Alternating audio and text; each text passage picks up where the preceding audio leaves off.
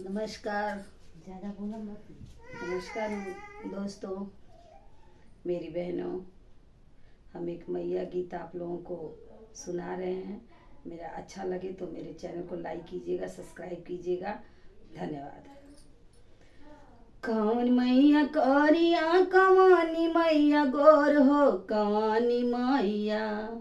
कौन मैया करिया कवानी मैया गोर हो कवानी मैया, बाड़ी आंगवे कपातरी हो कवानी मैया, बाड़ी आंगवे कपातरी हो कवानी मैया,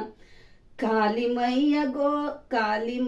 करिया भवानी माई गोर हो जगदम्बा मैया, काली माई करिया भवानी माई गोर हो जगदम्बा मैया, बाड़ी आंगवा के पातरी हो जगदम्बा मैया, बाड़ी आंगवा के पातरी हो जगदम्बा मैया, काली केवन माई लड्डू खाली कौन माई पेड़ा हो कवानी मैया, कौन मैया लड्डू खाली कौन मैया पेड़ा हो कवानी मैया, खाली नारियल के गोला हो कवानी मैया, खाली नारियल के गोला हो कवानी मैया, काली माई लड्डू खाली भवानी माई पेड़ा हो जगदम्बा मैया, हे जगदम्बा मैया, खाली नारियल के गोला हो जगदम्बा मैया, खाली नारियल के गोला हो कवानी मैया, कौन मैया लाल पहिरे कौन मैया पियर हो कवानी मैया, हे कवानी मैया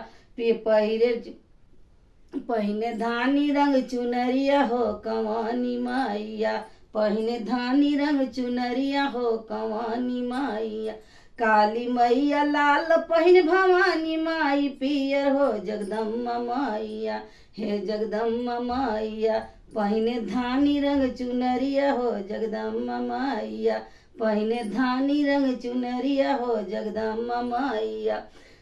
कौन माई बेटा देली कौन माई बेटी हो कवानी मैया, है कवानी मैया, देली अमर सुहाग हो कवानी मैया, देली अमर सुहाग हो कवानी मैया,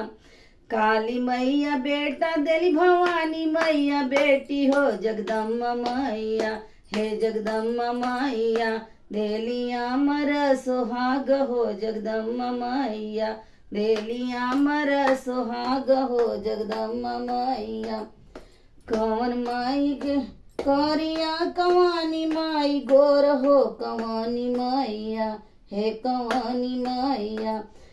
बाड़ी आंगवा के पातरी हो कवानी मैया, बाड़ी आंगवा के पातरी हो कवानी मैया, काली मैया करिया भवानी माई गोर हो जगदम्बा मैया, हे जगदम्बा मैया, बाड़ी आंगवा के पातरी हो जगदम्बा मैया, बाड़ी आंगवा के पातरी हो मैया, कौन मैया पातरी कवानी मैया गोर हो कवानी मैया, बाड़ी आंगवा के पातरी हो कवानी मैया, कौन मैया लाल पहिने कौन मैया पियर हो कवानी मैया, पहिने धानी रंग चुनरिया हो कवानी मैया, पहिने धानी रंग चुनरिया हो कवानी मैया, कौन काली मैया लाल पहिने भवानी माई गोर हो जगदम्बा मैया, हे जगदम्बा मैया, पहिने धानी रंग चुनरिया हो जगदम्बा मैया, पहिने धानी रंग चुनरिया हो जगदम्बा मैया, कौन मैया बेटा देली कौन मैया बेटी हो कवानी मैया, देली अमर सुहागवा कवानी मैया, देली अमर सुहागवा कवानी मैया, काली मैया बेटा देली भवानी माई बेटी हो जगदम्बा मैया, हे जगदम्बा मैया, देली अमर सुहागवा जगदम्बा मैया, देली अमर सुहागवा जगदम्बा मैया।